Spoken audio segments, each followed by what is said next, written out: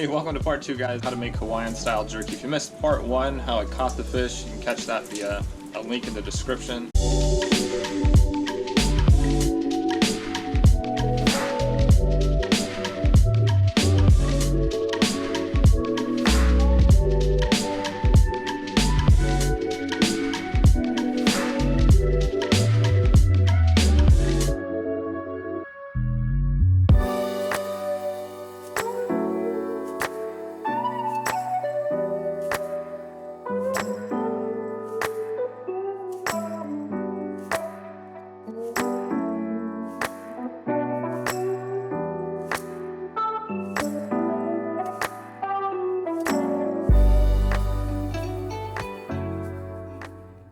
Picked up that probably 10-pound kahala, which is an amberjack, and I've had it in my fish bag overnight when I was at work until almost midnight. I don't normally keep amberjack, but I'm going to turn it into jerky. I know they're known for having worms and ciguatera. I've heard people say that yellowjack are good to eat, or yellowtail. A lot of guys in Australia and New Zealand seem to catch and keep those, or even in Southern California, Mexico.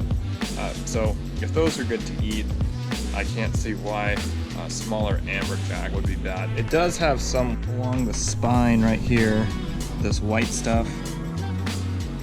And then some of it is in the fillets, some smaller ones. Here's one right on the spine. That's part of it, the white stuff. But the biggest one is like right up in here. Oh, that's gross.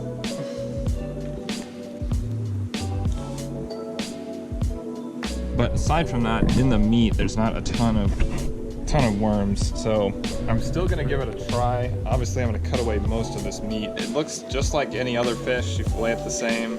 It smells just like any other fresh fish. If you guys have eaten amberjack, let me know what you thought about it. I did thoroughly bleed the fish. I'll probably do just a small batch of jerky to try it out. Generally, they're considered a game fish, and which is why I don't keep them. I don't even really target them, but the fishing yesterday was so slow that that was the only thing that would bite.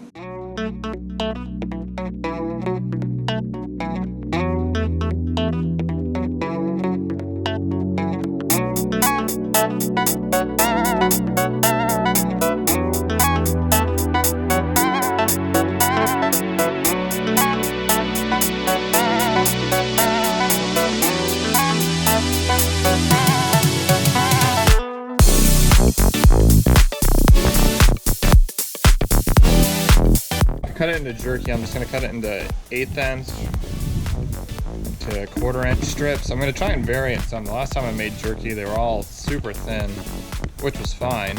I just like some variation this time. This jerky can be used on most types of fish. I've only used firm white meat fish, jobfish, rainbow runner, and now amberjack. But that's just because what I've caught recently. I'm using a dehydrator, but you can use an oven or a smoker just as well. I have a Nesco dehydrator with a 95 to 160 degree temperature range. It's designed for dehydrating food as well as jerky. I got the recipe from Field and Stream's website. I'll leave a link for that in the description. In a Ziploc baggie, combine 1/2 cup of soy sauce, 1/4 cup of pineapple juice, 1 tablespoon of brown sugar, 1/4 teaspoon of cayenne pepper, 1 crushed garlic clove, 1 tablespoon fresh ginger minced, but I ended up grating it, 1 teaspoon of salt, 1 teaspoon of pepper, and then you're gonna marinate it for at least 6 hours or overnight.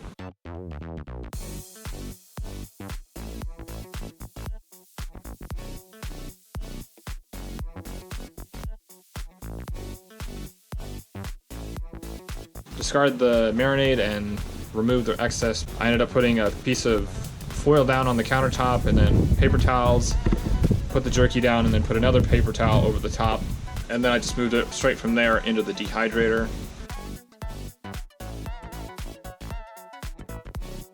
The recipe calls to set the dehydrator or your oven or smoker to 145 degrees for the first 2 hours, and then to 130 degrees for the remainder. The drying time varies, but mine took 4.5 to 5.5 hours for all the different size strips.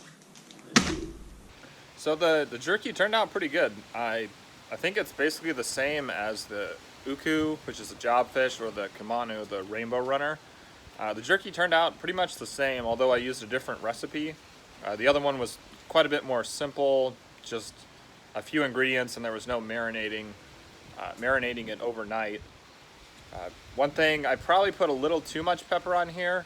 I mean, I like spicy jerky, but this probably had just a touch too much. As far as the kahala goes, the amberjack, I'm probably not going to keep any unless I get kind of desperate again. As the water temperature starts to pick back up and the fishing gets a little bit better, I was looking back last year, before I started making videos, I caught my first wahoo, mahi-mahi, and yellowfin tuna in the last 2 weeks of March.